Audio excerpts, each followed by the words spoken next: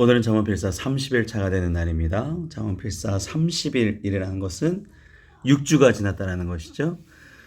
6주 동안 저희가 평일 동안 진행되기 때문에 6주가 진행하는데 혹시 못하신 부분이 있으시면 주말에 또 이렇게 몰아서 마지막까지 한번 해보시기를 바랍니다. 부를 얻는 의인의 생활이라는 제목을 붙였네요. 네, 그림이 아주 재밌습니다. 슬기로운 자, 그 사람들의 언어 생활, 그리고 그걸 통해서 부를 얻게 되는 하나님의 방식을 우리가 알게 되실 텐데요. 잠언 12장 1절부터 9절, 12장 시작하고서는 의인과 악인의 인격과 생활 태도에 대해서 얘기하고 있습니다. 그 중에서도 오늘은 73부터 82경구는 성실과 언어 생활, 의인은 어떻게 성실하고 언어 생활을 하고 있는지 10절부터 19절까지 보시도록 하겠습니다. 의인은 자신의 가축의 생명을 돌본다라고 나오죠. 다시 말하면 이 당시에는 목축업이나 농업이 굉장히 중요했습니다. 그 중에서도 목축업, 자신의 가축들을 돌보는 일이 굉장히 중요했는데 그걸 예시로 들어서 얘기하신 것이죠. 하나님의 사랑과 보호의 대상을 누구나에게 하는 거예요. 의인들은 귀중한 생명, 하나의 생명까지도 귀중하게 여기는 마음. 하지만 반대로 악인들은 생명을 쉽게 생각하는 것이죠. 그래서 여기 보시면 의인들은 자신의 가축을 사랑하기 때문에 가축이 점점점 늘어나서 재산의 부도 축적하게 된다라는 것입니다. 하지만 악인들은 어떻습니까? 아무리 긍휼을 베풀어도 악인의 긍휼, 이 긍휼이란 단어 많이 들으실 텐데 신앙생활 하시면서 긍휼은 이제 라함이라는 어원에 보시면 자궁입니다. 엄마의 자궁. 그러니까 어머니의 사랑보다 더 가치 있어 보이는 게 없거든요. 이 세상에서는. 하나님의 사랑을 표현할 수 있는 게 어머니 사랑인데 그만큼 어머니의 사랑은 정말 지극정성하고 대단한 사랑이라는 것이죠. 그런데 악인은 그 대단한 사랑이라 봤자 잔인하다는 거죠. 그러니까 악인들은 아무리 자기가 사랑한다 해도 그 사랑이 그렇게 크게 보이지 않는 사랑. 이게 하나님 보시기엔 잔인한 사랑이라고 보시는 것이죠. 그 정도 수준이라는 것입니다. 11절 보십니다. 자기의 토지를 경작하는 자, 이제 목축업 나왔으니까 농업을 이제 비유해서 예를 드시죠. 먹을 것이 많거니와 방탕한 것을 따는 자는 지혜가 없느니라. 그러니까 여기서 토지를 뜻하는데 이 토지가 뭐 땅만 얘기하는 것뿐만 아니라 내 삶의 영역 전체 부분을 뜻합니다. 그래서 내 삶의 영역에서 예를 들어서 내가 아버지로서, 어머니로서, 또 자녀로서, 또 교회의 어떤 직분으로서, 또 회사의 어떤 뭐 이런 직책으로서 자신의 맡은 바 일에 최선을 다하는 자가 부를 축적할 수 있다라는 것이죠. 이거 괜히 억지로 이런 게 아니라 한 가지 일이라도 한 가지 내 맡은 일이라도 힘들지만 하나님께서 나에게 맡겨주신 일이다. 이런 마음으로 접근하셔야 되지만 부를 축적할 수 있다는 것입니다. 11절 보시겠습니다. 그 뒤에 부분이에요. 11절 뒤에 부분.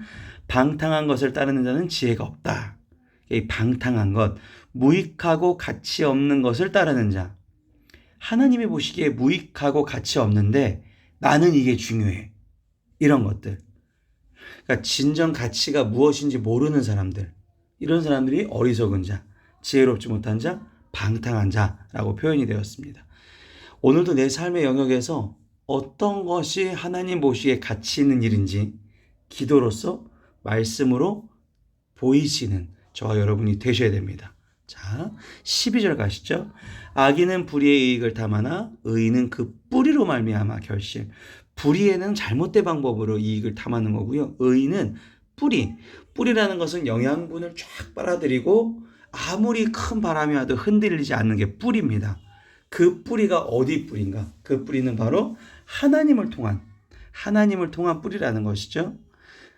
13절 이제 이어집니다. 이제는 언어 생활로 이제 이어지게 되는데요. 언어 생활 보시죠. 악인은 입술의 허물이라는 게 이제 변절하다, 방역하다라는 뜻을 가지고 있어서 경건한 신앙생활 속에서도 자기가 배신을 한 거예요. 그게 뭘로 배신을 했느냐? 입술로 배신을 한 거죠. 그러니까 내가 신앙생활을 하거나 하나님의 말씀을 따른다고 하는데 입술로 배신할 때가 있어요. 불평하거나 남을 헌담하거나 하나님을 쉽게 여기거나 이런 말들. 이런 게 이제 배신이거든요. 그러면 의인은 환난에서 벗어나게 된다. 환난이 무조건 오거든요. 의인이나 악인이나 환난이 오는데 하나님을 전적으로 의지하는 사람은 하나님의 은혜로서 그 환난을 벗어날 수 있게 된다는 것입니다. 그러니까 언어 생활이라는 거니까 얼마나 중요한 겁니까? 환난이 와도 내가 감사할 수 있느냐? 그 와중에도 내가 하나님 앞에 기뻐할 수 있느냐? 이 차이가 되겠죠? 14절 연속적으로 이어집니다. 사람은 입의 열매로 말미암아 복록에 족하며. 그러니까 제가 어제 필살 때도 29일자 필살 때도 한번 보여드렸죠. 사람이 나왔어요. 사람이 맨 문장의 첫 번째 나오면 이건 사람에서도 이씨라는 원어를 가지고 있습니다. 즉 누구나요. 누구나 선한 말을 하면 좋은 결과, 즉 하나님께서 주시는 그 귀한 뿌리, 흔들리지 않은 그 뿌리 결과를 가져올 수가 있다라는 것입니다. 15절을 보시겠습니다. 미련한 자는 자기 행위를 바른 줄로 여기나 지혜로운 자는 권고를 듣느니라. 미련한 자는 자신의 견해, 판단, 삶에서 살아가는 그 경험에 따라서 판단한다는 것이죠. 그런 사람들은 미련한 자가 된다. 그러니까 내가 지혜로운 자는 권고를 듣는다는 것은 다른 것이 아니라 하나님의 뜻대로 살아가는 사람들, 하나님의 사람들. 그 표현들이 사사기 21장 25절에 보면 그런 표현이 나옵니다. 미련한 자의 표현이 사람이 각기 자기의 소견에 옳은 대로 행하였습니다. 그래서 사사기 때 망했죠. 이스라엘에 왕이 없어서 자기 마음대로 자기 생각대로 살다 보니까 망했어요. 이게 비슷한 표현이 예레미야 7장에도 있습니다. 7장 11절에 너희 눈에는 도둑의 소굴. 그러니까 남유다 시대의 마지막 때에 정말로 도둑의 소굴이 되었죠. 왜 그러냐면 하나님의 말씀대로 살아가는 것이 아니라 자기의 생각대로 살아갔기 때문에. 자기의 생각대로 살아가는 것이 옳은 것이 아닙니다. 오늘도 하나님의 지혜로 권고를 받으시는 저와 여러분, 이미 여러분들은 이거를 보시는 순간, 들으시는 순간 그 권고를 듣게 되시는 것입니다. 참 이번에 재밌는 표현이 잠언 12장 16절에 나오는데요. 분노 표출에 관련된 얘기입니다. 16절에 보시면 미련한 자는 당장 분노를 나타내거니와 슬기로운 자는 수욕을 참느니라라고 표현이 됐습니다. 그러니까 분노라는 것은 이렇게 표현할 수가 있어요. 저희 잠언 필사책에 이렇게 표현이 되는데 인간이 하나님 노릇을 하려다가 실패한 좌절감 그리고 상실감이 부정적 감정으로 드러낸 것이다. 그러니까 사람들이 화를 내는 이유가 내가 내 뜻대로 통제하려고 했는데 그 시도가 실패하였기 때문에 인간의 통제 욕구가 자신의 힘이나 환경, 다른 사람을 지배하려는 죄성에서 나타나게 된다는 것이죠. 그래서 분노가 나온다는 것입니다.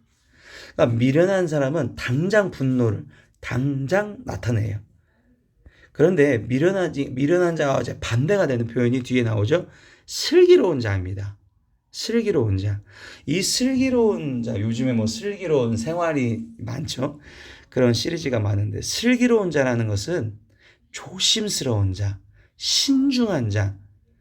이게 이제 우리가 전에 보증에 대한 예를 나올 때도 비슷한 표현이 나왔죠. 신중한 사람. 이런 사람들은 수치와 불명예가 나한테 오더라도 그것을 덮어낼 수 있다. 가리울 수 있다. 그러니까 이 슬기로운 자는 치욕적인 분노를 이해해주는, 용서해주는 수준까지 될 수 있다. 아니 어떻게 그럴 수가 있을까? 그래서 우리는 목표가 뭐다? 슬기로운 자가 되셔야 됩니다. 슬기로운 자는 성경에 되게 많은 표현이 나왔는데 그 중에서도 잠언에 한번 보시죠. 12장 이제 뒤에 내일 보실 텐데 23절에 보시면 지식을 감춘다라 그러죠. 그러니까 내가 그 사람을 지배하기 위해서, 그 사람을 통제하기 위해서 내가 영향력을 끼치려고 하지 않는다라는 것입니다. 8절에 14장 8절에 가시면 슬기로운 자의 지혜는 자기의 길을 안다라는 것이죠.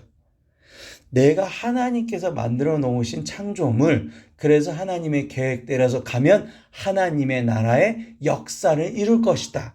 이 길을 알고 있기 때문에 내가 굳이 그렇게 화낼 필요가 없죠. 14장 15절 슬기로운 자는 자기의 행동을 삼가 조심히 신중하게 행동을 한다는 것이죠. 14장 18절 슬기로운 자는 지식으로 면류관을 삼는다. 그러니까 하나님의 지혜가 이 사람에게는 가장 중요한 거예요. 그래서 잠언 22장 3절에 보시면 슬기로운 자는 재앙을 보며 숨어 피한다 라는 표현이 2번에 걸쳐 나옵니다. 11절에 또 나와요.